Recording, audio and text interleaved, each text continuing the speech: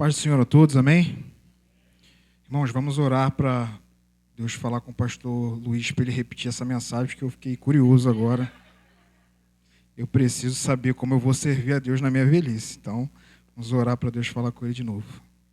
Abra sua Bíblia em Êxodo, capítulo 33.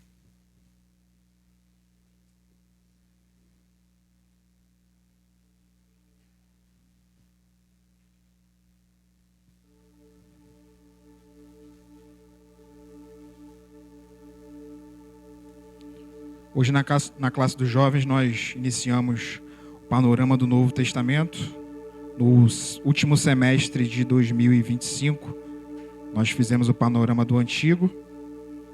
Então, eles já sabem bastante aqui do que nós vamos falar hoje. Hoje, nós iniciamos o panorama do Novo Testamento, com geografia bíblica, detalhamento da geografia bíblica, matéria excelente. Então, você que tem filho, tem um convidado, matéria de seminário, André está falando.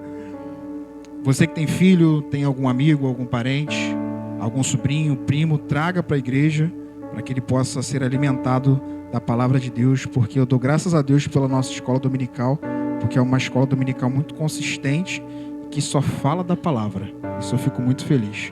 Não tem enrolação. É uma hora. Às vezes a gente tenta estender um pouquinho, mas só de Bíblia. E glória a Deus por isso. Vamos ler a palavra de Deus, Êxodo, capítulo 33. Vamos ler o verso de 1 a 4, para iniciarmos. Diz assim a palavra de Deus, todos acharam? Êxodo, capítulo 33, verso 1. Diz assim: Depois ordenou o Senhor a Moisés: Saia deste lugar, com o povo que você tirou do Egito, e vá para a terra que eu te prometi como juramento a Abraão, Isaque e Jacó, dizendo: Eu darei aos seus descendentes. Mandarei à sua frente um anjo, e expulsarei os cananeus, os amorreus, os hititas, os fariseus, os heveus e os jebuseus. Vão para a terra onde há leite e mel com fartura, mas eu não irei com vocês. Mais uma vez, mas eu não irei com vocês, pois vocês são um povo obstinado, e eu poderia destruí-los no caminho. Quando o povo ouviu essas palavras terríveis, começou a chorar, e ninguém usou os seus enfeites algum. Feche seus olhos. Senhor, estamos diante da sua palavra, essa palavra que nos transforma, essa palavra que nos cura, que nos motiva todos os dias a prosseguirmos a jornada. Pai, que mais uma vez o Senhor venha falar aos nossos corações. Esse é o desejo das nossas vidas, em nome de Jesus. Amém. Irmãos e irmãs, ontem eu estava num evento e o pastor Luiz também estava presente. Ele fez uma pergunta naquele evento que eu achei muito interessante e bem complementar o que nós vamos falar aqui nessa manhã. Ele perguntou assim para o público e para a pessoa: se você tivesse um desejo, você tem um desejo que Deus realize? Um desejo, o seu grande desejo. Se Deus pudesse realizar esse seu desejo hoje, é a pergunta que eu também te faço. O que você pediria a Deus? Pensa aí, reflete um pouco. Qual é o seu grande objetivo? Você tem um objetivo de ter uma casa, ter seu pai salvo, sua família salva, você quer fazer a sua viagem dos sonhos. Eu tenho um grande sonho de um dia ir para Israel. Pegar uma pessoa boa ali de história, falar bastante. É um dos meus grandes sonhos. E tem muita gente fazendo assim, né? Vamos marcar uma caravana aqui, irmão, pela fé. E tem outras pessoas que possuem outros grandes sonhos, em ser pai, em ser filho, em ter um avô, em ter uma avó, enfim. Qual é o seu grande sonho? Para alguns, todos os anos é ganhar na Mega Sena.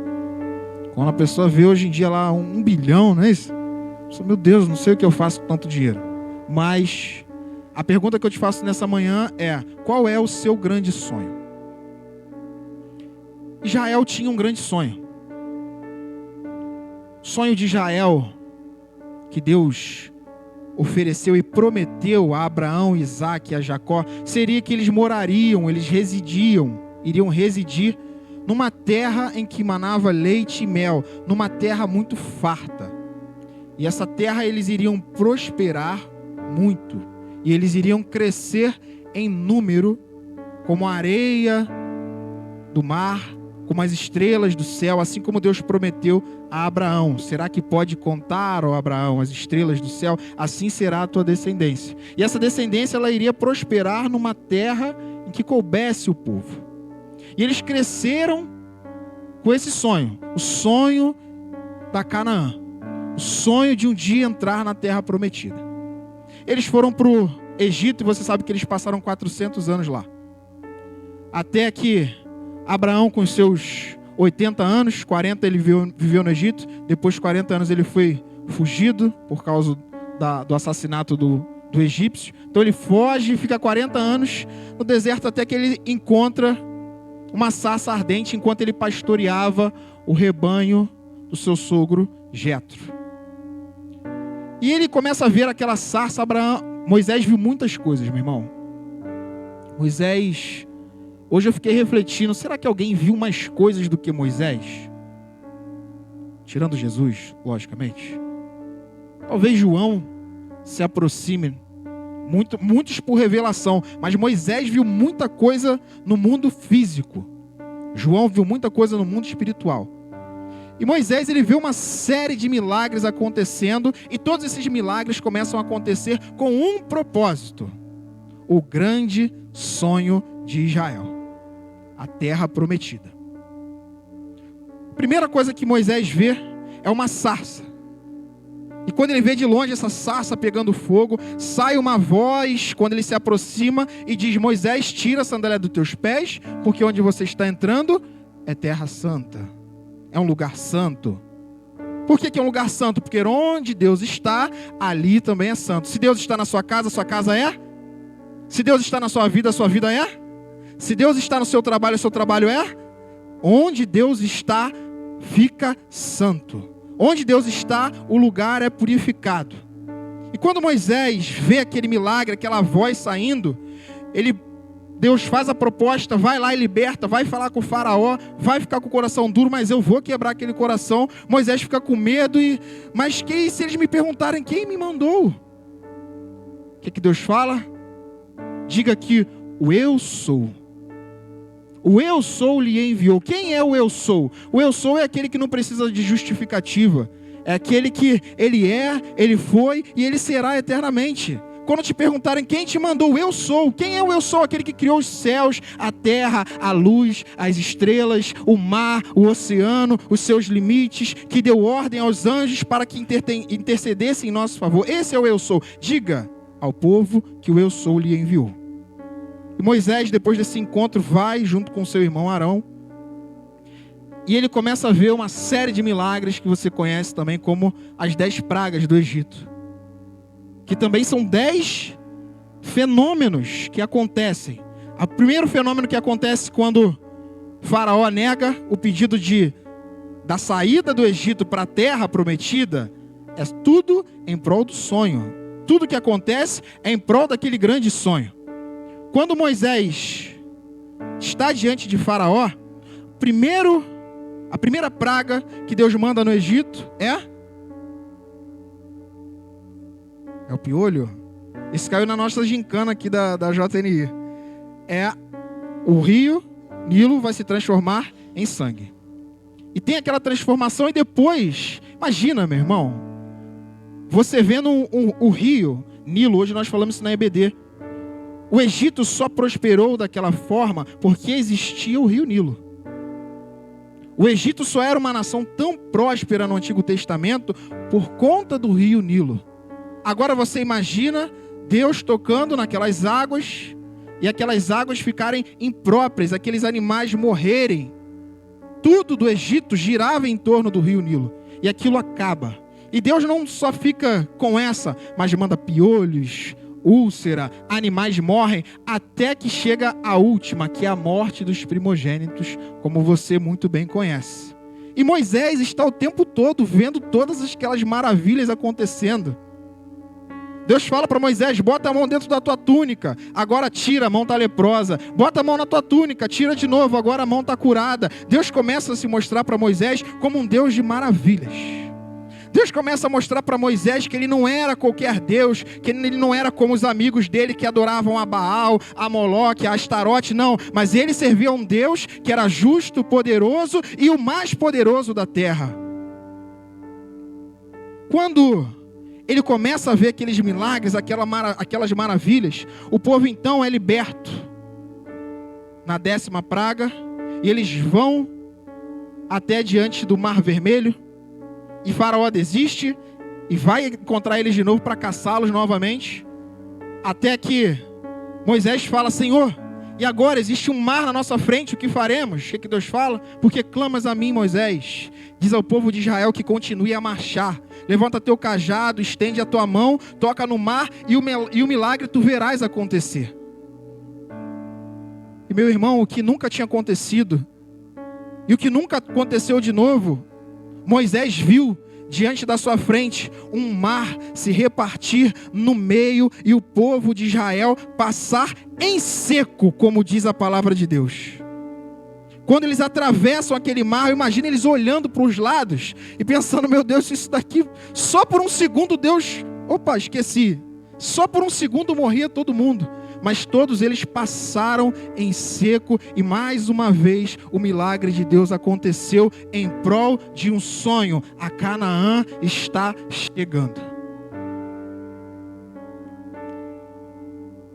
Quando eles chegaram agora no deserto, eles passaram o Mar Vermelho e agora eles chegaram no deserto. Você sabe que eles ficaram durante 40 anos no deserto. No primeiro ano deles, aquele povo estava com fome. E eles falaram: Moisés, por que você nos tirou da terra do Egito? Que saudade do pepino. Meu irmão, Deus que me perdoe, mas quem gosta de pepino, gente? Só a Cida. Mas eles ficaram: que saudade dos repolhos, dos pepinos do Egito. E eles sentiram saudade daquelas coisas do Egito. Aí Deus fala que assim: você tinha pepino, agora tu vai ter maná. Agora você vai começar a provar o que é bom, porque a comida caía do céu. Meu irmão, a gente fala isso como se fosse algo comum. Comida caía do céu, meu irmão, todos os dias para eles. E eles não podiam ajuntar a comida e guardar na sua tenda, como fizeram, porque ficava podre. O que Deus estava querendo dizer para eles? Vocês têm que depender de mim todos os dias. Pode guardar, mas se guardar eu faço apodrecer. Porque se eu não fizer apodrecer, você esquece amanhã e você não volta para me adorar. Então, se você guardar, eu apodreço, porque amanhã você tem que estar diante de mim de novo. Amanhã vai ter milagre de novo. Amanhã vai ter comida de novo. Porque se preocupa com o que é a vez de comer, de beber ou de vestir, porque Deus dá a provisão. E Deus começou a ensinar isso para o povo no meio daquele deserto. Isso tudo, irmãos, em prol de um sonho. O sonho da terra prometida. E eles ficam no deserto durante 40 anos. Você sabe que o deserto de manhã passa dos 50 graus. Mas para Deus, parece que tudo é muito fácil. Então não tem problema, já que vai queimar vocês, agora vai ter uma nuvem em cima de vocês, que o sol não vai queimar a pele de vocês, a roupa de vocês não vai se desgastar e nem estragar durante 40 anos. Você sabe que no deserto a noite é muito frio, chega até menos 10 graus Celsius no deserto durante a noite. Mas para Deus parece que tudo é muito simples, então não tem problema. Eu deixo uma coluna de fogo para aquecer vocês e espantar os animais que podem perseguir vocês. Porque Deus dá a provisão de tudo. Quando Deus tem um propósito para acontecer, Deus vai provisionar todas as coisas. Se Deus tem um propósito na tua vida, não importa o que seja, mas vai me queimar no deserto, Deus manda a nuvem. Mas eu vou morrer de frio, Deus manda a coluna de fogo.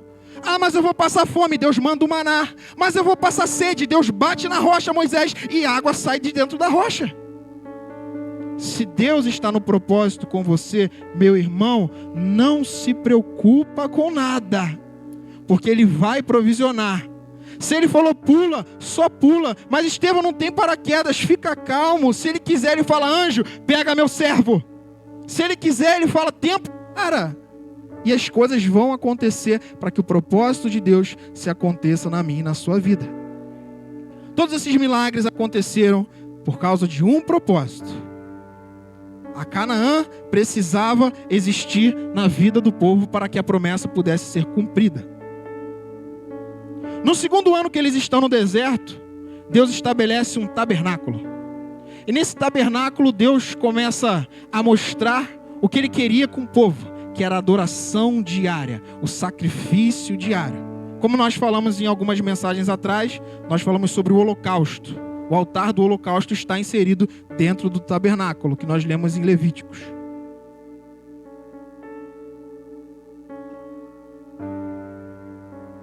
Quando o tabernáculo é construído, Deus enche, a Vivi falou isso hoje, a Viviane falou sobre o tabernáculo hoje.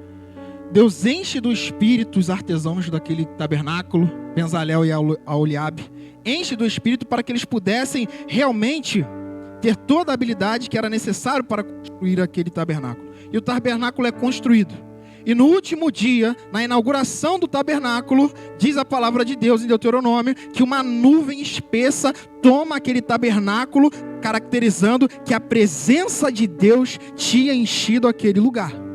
E Moisés está vendo todas estas coisas, meu irmão. Todas essas maravilhas, eu só lembrei de algumas.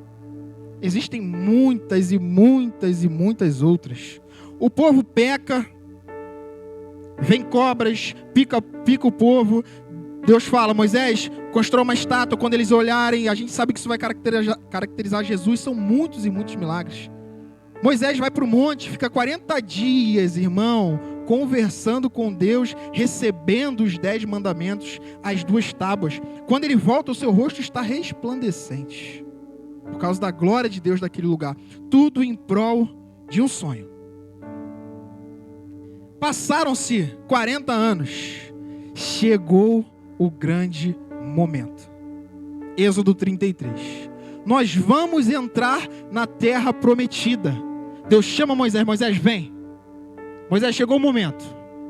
Toda essa espera, 400 anos, promessa para Abraão. É hoje, Moisés. O sonho vai ser realizado. Vai acontecer, vocês vão celebrar, vocês vão se alegrar, lá vocês vão ser fartos, vai ter muita comida, vai manar muita coisa, vai ser bênção, Moisés. Mas tem um detalhe. Vocês vão, mas vocês são muito obstinados. O povo é muito teimoso, Moisés. Vai só vocês, tá? Eu vou ficar aqui, eu vou dar a terra como eu prometi, mas eu não vou diante de vocês. O sonho que eu te perguntei lá no início, esse grande sonho que você tem, imagina Deus chegando para você hoje e falando assim, eu vou realizar seu sonho, só que a minha presença não vai com você. Meu irmão, foram centenas de anos esperando por aquele sonho. Você há anos orando por esse sonho. O tema dessa mensagem é abandonando um sonho. Moisés é incrível, irmão, porque olha a reação de Moisés. Verso 12, 33. Disse Moisés ao Senhor, tu me ordenas, conduza este povo, leve este povo, mas não me diz quem enviará comigo. Também não me disse, conheço você, e também você me disse, conheço pelo seu nome e você tem se agradado de mim. Próximo verso. Se o Senhor me vê com agrado, peço-te que me revele agora os seus caminhos, para que eu conheça e continue sendo agradável ao Senhor. Lembre-se que esta nação é o seu povo. Próximo verso. O Senhor respondeu, eu mesmo irei com vocês e darei descanso a você. Próximo verso. É aqui o ponto. Então Moisés disse, se a sua presença não for comigo, não nos mande sair deste lugar. Mas são, irmãos, muitos anos, muitos séculos de um sonho sendo construído, sendo fomentado na mente do povo, sendo divulgado, sendo aguardado. Era o sonho de todo hebreu, de todo israelita. Quando Deus dá a notícia: Moisés, vai, o sonho vai ser realizado, mas a minha presença não vai com vocês. A primeira mensagem que Moisés dá logo de início para Deus: se o Senhor não for, então não nos faça subir daqui. Mas não é o sonho, Moisés. Não importa qual seja o sonho, se a presença não estiver conosco, não vale a pena. Pastor Luiz cita muito isso aqui. Não importa qual seja o seu trabalho, se o seu trabalho te tira da presença de Deus, te afasta dos domingos na casa do Senhor, não é bênção, é maldição. Talvez você estava esperando que agora, hoje, você ia alcançar o seu sonho. Que eu ia falar: Deus vai te dar o seu sonho. Mas não é bem isso que Deus tem para nós nessa manhã. A mensagem de Deus é: não importa qual seja o seu sonho, a presença dele vale muito mais na sua vida. Vale muito mais a presença, estar na presença de Deus, estar na vontade de Deus, do que ter um sonho realizado. Porque o material vai passar, mas a presença dele jamais vai passar em nossas vidas. Quando você ficar triste, você não pode abraçar o seu sonho, mas a presença te abraça.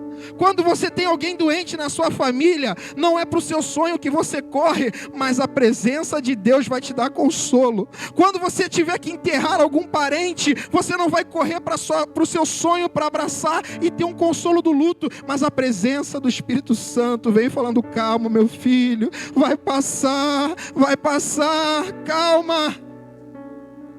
Não importa qual seja o seu sonho, a presença de Deus vale mais. O que é viver uma vida sem Deus, Estevão? Nós falamos alguns domingos atrás. Como é a vida de quem não tem a presença? Meu irmão, o cara passa segunda, começa a segunda, ele já começa pensando na sexta. Não, meu Deus, ele reclama de tudo, ele pragueja tudo, ele não tem perspectiva, a pessoa não tem uma perspectiva, só reclama do chefe, da vida, do carro, do transporte público, reclama de tudo, irmão. Porque não tem a presença para alegrar a vida dele. Chega na sexta-feira, aí ele vai para o baile, ele vai para a festa, ele passa a madrugada, ele se alegra. Daqui a pouquinho chega o sábado, aí ele acorda de ressaca, reclamando da vida, falando um monte de besteira. Sábado à noite ele vai para a balada de novo. Domingo de manhã ele está de ressaca. Domingo à tarde ele assiste o futebol. Futebol brasileiro começa. Mas quando acaba o futebol nas 6 horas da tarde, 6 horas da noite, ele: meu Deus, vai começar tudo de novo. Amanhã eu tenho que trabalhar, ó céus, ó terra, ó vida. E ele só vive a reclamar. Eu lembro do filho pródigo. Eu vou pegar o dinheiro do meu pai e agora sim eu vou ser feliz.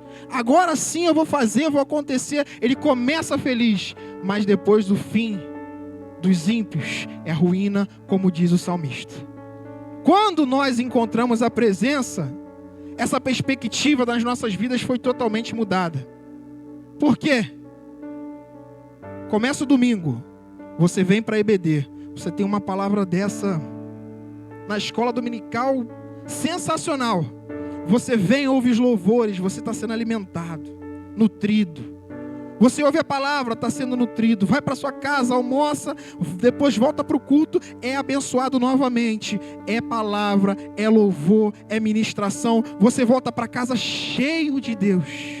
Quando começa a segunda-feira, você já não está mais reclamando, não está mais praguejando. Quando chega a segunda-feira e você abre seus olhos, tu não fala assim: vou ter que trabalhar. Não, você fala, quando você abre seus olhos e tem a presença de Deus já está no seu quarto.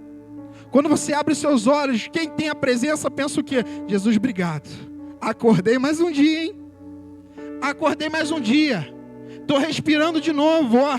Minhas pernas estão funcionando, eu tenho roupa, minha esposa está aqui, minha cama está aqui, eu tenho um teto para poder morar. Obrigado, Jesus, eu não tinha nada, o Senhor me deu tudo e a tua presença me basta, ó Deus. Eu vou trabalhar, você vai no transporte público, você já quer ganhar vidas, irmão. A perspectiva mudou. O plano mudou. Antes eu reclamava que eu pegava muito Nossa Senhora da Penha. Quem morava na Baixada lembra disso. Meu Deus, terrível, terrível. Eu pegava o 551, 541, 540, todos. 543, 542, eu pegava todos. 7, meu não, esse não, esse é... Aí tudo tem um limite. Tudo tem um limite, é. A gente hoje a gente está no Recreio, mas muita gente já foi da Baixada aqui, né? Nós íamos quando não tínhamos a presença. Ah, que ônibus cheio. Ah, mas que negócio ruim. Eu lembro que eu fazia isso. Quando eu ia, caramba, Deus me livre. De novo, transporte público. Ah, eu me converti. Meu irmão, minha vida, eu estava fazendo preparatório, estava muito corrida. Falei assim, quem quer faz, quem não quer dá desculpa. Eu preciso evangelizar. Sozinho um dia. Com a minha mochila, adolescente, indo para o preparatório. Fui lá na frente do trem. Irmãos, a paz de Cristo a todos. Foi? Primeira vez. Hoje eu queria trazer uma passagem aqui para vocês que se encontra no livro tal. E comecei a ministrar. Falei, isso aqui não é um transporte público cheio que vai me atrapalhar de viver. É um transporte público cheio que vai me fazer falar da presença de Deus para as pessoas que estão aqui. Eles precisam sentir o que eu sinto. Eles precisam ter a perspectiva que eu tenho. E meu irmão, quando nós saímos da falta da presença de Deus para ter a presença, nada mais vale nas nossas vidas. Pode ser o que for, nada vale mais do que a presença de Deus em nossas vidas. Eu lembro que nesse tempo, teve um amigo meu que teve uma revelação comigo. Eu era muito novinho, não sabia muito do que era presença. Só para te explicar, você também é novo na fé, na caminhada, o que a presença pode fazer com você. Nesse período das pregações do ônibus, um amigo meu chegou e falou, Deus manda te dizer o seguinte. Ele tinha 15 anos também. Deus manda te dizer que você tem que buscar Ele pelas madrugadas, que Ele vai te dar dons, Ele vai te dar revelações, e você vai ser tremendamente usado. Falei, meu Deus do céu, o que esse rapaz está falando aí comigo? Falei, mas vou fazer. Comecei então a fazer propósitos com Deus, ir para lugares que o fogo pega, para monte, para vigília, era eu, só dava eu. E realmente, irmãos, chegou um período que eu comecei a ouvir alguma coisa diferente. Eu falei, meu Deus, será que essa é a voz do Senhor falando comigo? Caramba. Aí teve um dia que eu fui, irmão, lá no ônibus. Irmãos, a paz do Senhor Jesus a todos. Aí Deus falou que assim, tá vendo aquela senhora de vermelho lá, vai falar pra ela, tal. Falei, vou falar nada? Que vou falar essa coisa de doida é essa? Eu vou falar é nada. Sei que o Espírito Santo foi me conduzindo. Quando eu olhei, aquela mulher já estava chorando. Eu falei, Jesus amado.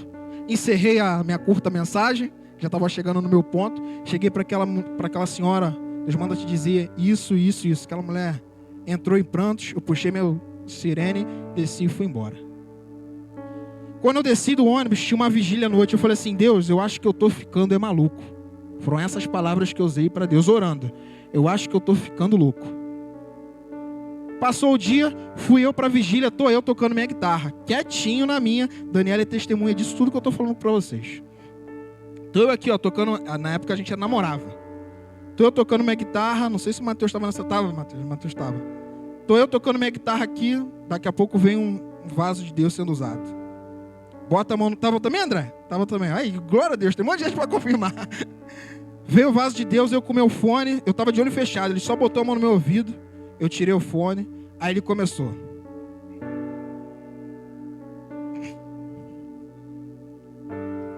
Antes tu não tinha presença. Agora minha presença vai te encher todos os dias da sua vida. Vou te dar sonhos, visões, revelações da parte de Deus.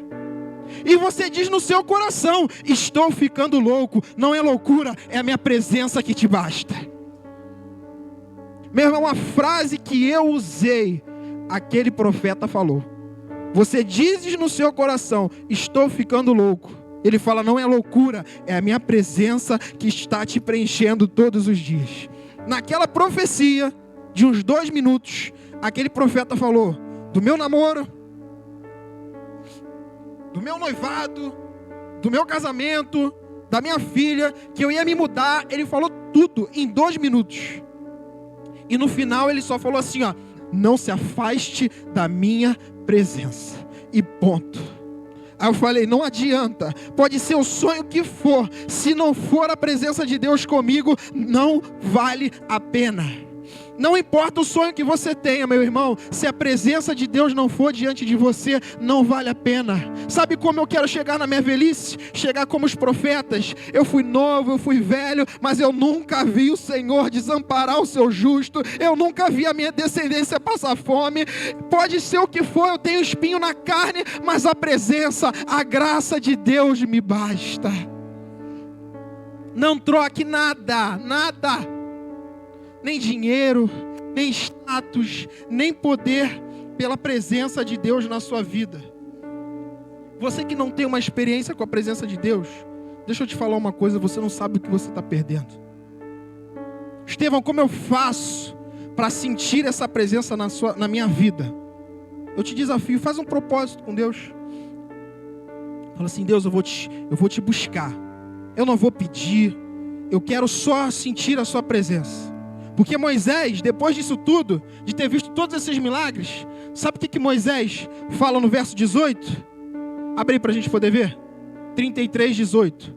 Um homem que já tinha visto meu irmão, ele ainda fala assim, ó, Moisés disse, peço-te que me deixe ver a sua glória. Quem tem a presença não cansa de ver a presença de Deus. Quem tem a presença deseja, anseia continuamente ser tocado pelo Espírito de Deus. Quem tem a presença, meu irmão, chega à noite, quer se debruçar nas Escrituras e falar com o Pai. Vamos sair um pouco das redes sociais e voltar a buscar a presença do Pai. O que é rede social, o que é Netflix, o que é série? A presença de Deus vale mais na minha e na sua vida. Você que nunca teve isso, eu te desafio. Faça um propósito com Deus. Daqui a um mês, mas faça sério. Jejue, ore, se dedique ao máximo da sua vida. Daqui a um mês você volta para falar comigo. Se você não tiver umas 5 experiências diferentes para me contar, eu faço esse propósito junto com você. Mas eu sei que não vai precisar. Sabe por quê? Porque a palavra de Deus diz assim, ó, pedi e dar-se-vos-á. Buscai e acharei, batei e a porta vai se abrir, pois todo que pede recebe e todo que busca encontra. Meu irmão, o evangelho não é comida, não é bebida, o evangelho é poder de Deus. Se encha da presença, se esvazie do mundo, se encha da presença de Deus. Não troque seu sonho pela presença, a presença de Deus vale mais na minha e na sua vida. Manda um sol aí pra gente finalizar. Se coloque de pé. Ministério de louvor, por favor.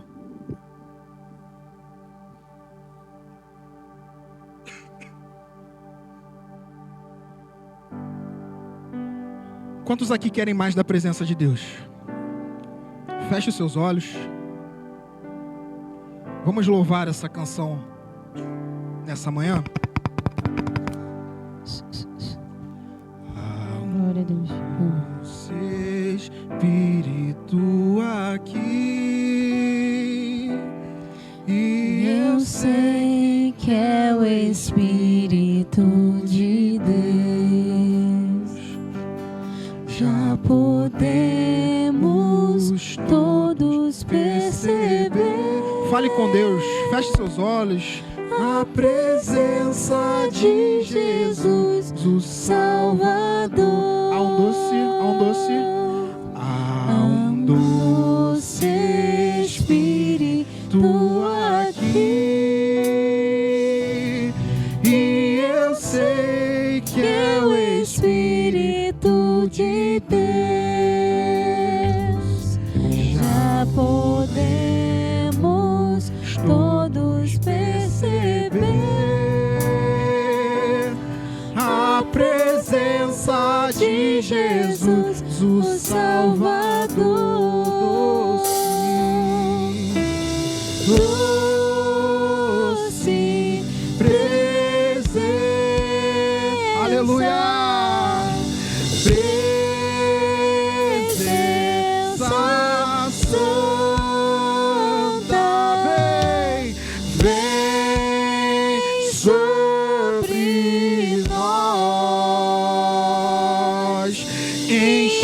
enche-nos do teu poder. Te adoraremos, te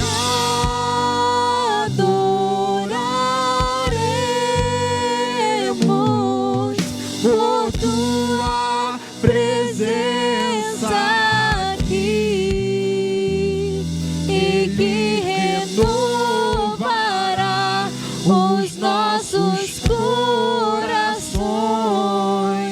Louvado seja o Senhor. Mais uma vez, docinho, cante. Doce presença, presença santa, vem sobre nós, enche-nos com teu poder. Te adoraremos, Te